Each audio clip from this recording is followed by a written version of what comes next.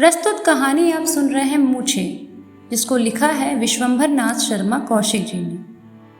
ठाकुर विश्वनाथ सिंह उन लोगों में से थे जिनकी ये धारणा थी कि पुराने रीति रिवाज, आचार विचार सब उत्तम और निर्दोष हैं और आधुनिक सभ्यता यदि पूर्णांश में नहीं तो अधिकांश दोषपूर्ण है। जिन बातों के वह बहुत ही भक्त थे उनमें कदाचित मूछ ही प्रभु थी।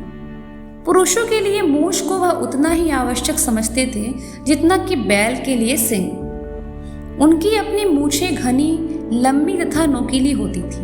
वह मूछों का लालन पालन भी बड़ी तत्परता के साथ किया करते थे। मूछों में तेल लगाना, कंघा करना उनका नित्य का कर्म था। जब फुर्सत के समय अकेले बैठते थे तो मूछों पर हाथ फेरा करते थे और उन्हें मोड़ा भी करते थे। उनकी मूछ भक्ति देखकर गांव के वे लोग जिनसे उनका हंसी दिल्लगी का रिश्ता था उन्हें छेड़ते थे। कोई उनकी मूछ को बुलबुल का अड्डा कहता था तो कोई कुत्तों की पूंछ से तुलना करता था, परंतु इन बातों का ठाकुर विश्वनाथ सिंह पर कोई प्रभाव न पड़ता। उनका ख्याल था कि लोग ईर्ष्यावश ऐसा कहते हैं। विश्वनाथ सिंह जमींदार थे। जिस गांव में वह रहते थे उसी गांव के 4 आने के वह जमींदार, शेष 12 आने में कई अन्य जमींदार थे। संध्या का समय था। विश्वनाथ सिंह के पास उनके कुछ मित्र और कुछ अन्य लोग बैठे थे। ठाकुर साहब बात कर रहे थे और साथ ही मूछों पर हाथ फेरने और मरोड़ने का कार्य भी करते जा रहे थे। सहसा उनका एक समवयस्क बोल उठा, ये मूछे काहे धर धर मरोड़ रहे हो? अब बूढ़े होने को आए, अब मूछे मरोड़ने का समय नहीं रहा। ठाकुर साहब ने अकड़ कर कहा, बूढ़े होने आए तो क्या हुआ, हैं तो मर्द ही, जनाने तो नहीं हो गए हैं। एक ने प्रश्न किया, तो क्या जिनके मूछें होती हैं वो मर्द ही होते हैं? और नहीं तो क्या, बिना मूछ का भी कोई मर्द है? सुनो कवि क्या कहता है। कहता है, बिना कुचन की कामिनी, बिना मूछ का जवान, ये तीनों फीके लगे, बिना सुपारी पान। समझे वो दोमल? हाँ, तो ये जवान के लिए कहा गया है। आप अब जवान कहाँ रहे? अरे जवान से यहाँ मर्द से मतलब है, बुढ़े और जवान से मतलब नहीं। जरा कविताएं समझा करो। मूछ से बढ़ के मर्द को और कोई शोभा नहीं है। पुराने जमाने में मूछ का बाल गिरवी रखा जाता था। हमारे बाबा पर एक दफा बड़ी मुसीबत पड़ी। एक महाजन से रुपया मांगा तो उसने कहा, कोई चीज धराओ तो दें। उस वक्त हमारे बाबा की ऐसी हालत थी कि घर में ऐसी कोई चीज ही नहीं थी जिसे वो गिरवी रखते। जेवर के नाम हमारी दादी के पास चांदी का छल्ला भी नहीं था। जब महाजन को ये बात मालूम हुई तो वो बाबा से बोला, अच्छा, अपनी मूछ का बाल गिरौ धर दीजिए। ये सुनकर बाबा आग हो गए और उसे खरी खोटी सुनाकर चलाए। सो पहले मूछ की ऐसी कदर थी बेटा। अब आजकल कहो तो पूरी मूछ मुड़ा के धर दे और 2-4 रुपए में। अब मूछे कहाँ हैं? हमारी लड़काई में मूछे होती थी, एक से एक आला तस्वीर की देखा करो। जब से मूछे मुड़ाई जाने लगी तब से देश जनाना हो गया, मर्दांगनी जाती रही। उनकी ये बातें सुनकर कुछ लोग हंसते थे, कुछ प्रभावित होते थे। उनका एक पुत्र 3rd ईयर में पढ़ता था। शहर में कॉलेज के बोर्डिंग हाउस में रहता था। वो लगभग 20 वर्ष का था। उसकी उगती हुई मूछों को देख देखकर ठाकुर साहब को बड़ी प्रसन्नता होती थी।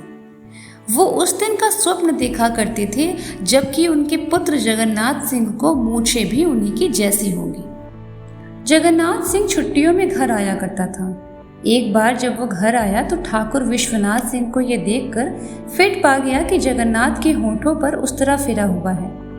पहले तो उन्हें अपने नेत्रों पर विश्वास नहीं हुआ, परंतु ध्यानपूर्वक देखने पर जब उन्हें निश्चय हो गया कि मूछें मुड़ाई गई हैं तो वह आपे से बाहर हो गए और बोले, क्यों रे जगन्नाथ, मूछें मुड़ा डाली क्या? जगन्नाथ बोला, मुड़ाई नहीं है, अपने हाथ से मुड़ी हैं। इतना सुनते ही ठाकुर साहब का हार्ट फेल होने लगा। अपना चित्त संभालने का प्रयत्न करते हुए उन्होंने कहा, मेरे जीते जी, अरे नालायक, मुझे जिंदा ही मार डाले रहा है। तू इतना भी नहीं जानता कि जब तक माँ बाप जिंदा बैठे हैं तब तक मूछें नहीं मुड़ाई जाती। यही तुम्हारी पढ़ाई लिखाई है। जगन्नाथ बोला, ये सब पुराने विचार है चाचा। आजकल की सभ्यता में मूछें रखना व्यर्थ समझा जाता है। ये नई सभ्यता तो मर्दों को जनाना बनाकर छोड़ेगी, और कुछ तो रहा नहीं। एक मूछों की लाज बाकी थी, सो उसे भी तुम्हारे जैसे कुल कलंक खत्म किए दे रहे हैं। जगन्नाथ के पिता को समझाने का प्रयत्न किया, पर उसके समझाने ने आग पर घी का काम किया। और देखो, ये लौंडा उल्टे मूछी को उल्लू बना रहा है। ठाकुर साहब ने इस घटना को इतना महत्व दिया कि उस दिन भोजन नहीं किया। जिन लोगों ने सुना और समझाने आए कि आजकल तो सभी मूछें मुड़ाने पर हैं, लड़के ने मुड़ा डाली तो कौन सा अपराध कर डाला, उनको भी ठाकुर ने फटकारा।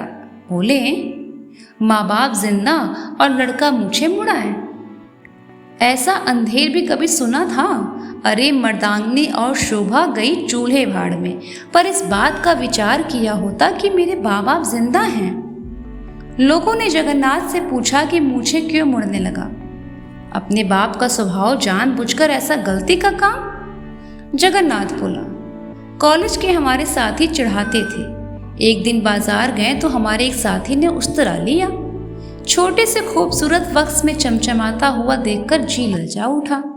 मैंने भी एक सेट ले लिया। जब खरीद लिया तो उसका व्यवहार भी आवश्यक हो गया। एक वृद्ध सज्जन बोले, यही तो बड़ी बुरी बात है। उस्तरे दुकान दुकान बिकने लगे, इससे और भी खराबी हो गई। उस्तरे तो पहले भी बिकते थे, आकाश से थोड़े ही बरसते थे। एक व्यक्ति ने बोला, गधे हो, पहले ऐसे उस्तरे थोड़े ही बिकते थे कि अपने हाथ से बना लो। अब तो विलायत वालों ने ऐसे उस्तरे चला दिए कि एक बच्चा भी अपने हाथ से बना ले। ये सारी खराबी की जड़ यही है। ठाकुर विश्वनाथ ने ऐसा हल्ला मचाया कि जगन्नाथ सिंह तौबा बोल गया और उसने निश्चय कर लिया कि पिता के जीवन काल में मूछें कभी नहीं मुड़ेगा। ठाकुर विश्वनाथ सिंह और उनके गांव के अन्य जमींदारों में चलती ही रहती थी।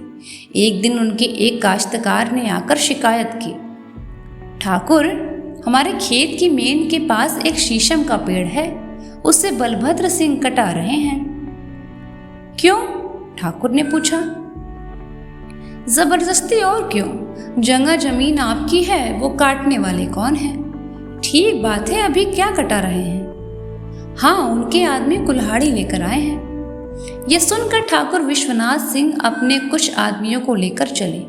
शीशम के पेड़ के पास पहुंचने पर उन्होंने देखा कि पेड़ पर कुल्हाड़ी चढ़ रही है और पास ही जमींदार हनुमान सिंह खड़े हैं। देखकर बोले कि खबरदार, बस खबरदार, अब कुल्हाड़ी न चले, नहीं अच्छा नहीं होगा। क्यों न चले कुल्हाड़ी? हनुमान सिंह ने पूछा। पेड़ हमारी जगह में है, कुछ घास तो नहीं खा गए हो? ये तुम्हारी जगह है, तुम्हारी जगह वहां खत्म हो जाती है। हनुमान सिंह बोले, तो खैर आपकी जगह सही, आपको जो करना है सो कर लीजिए, हम तो पेड़ कटवाएंगे। विश्वनाथ सिंह बोले, पेड़ कटवाना दिल्लगी नहीं है, लहाज से गिर जाएगी। अरे ठाकुर जाओ, बहुत बलफो नहीं तो ये गिलहरी की पूंछ जैसी मूछें उखड़वा ली जाएंगी। मेरा नाम हनुमान सिंह है। इतना सुनते ही विश्वनाथ आग हो गया।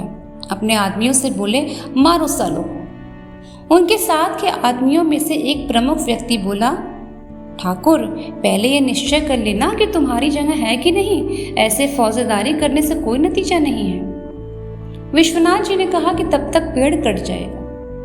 कट जाने दो, अदालत से पेड़ के दाम भिलते हर्जाना मिलेगा।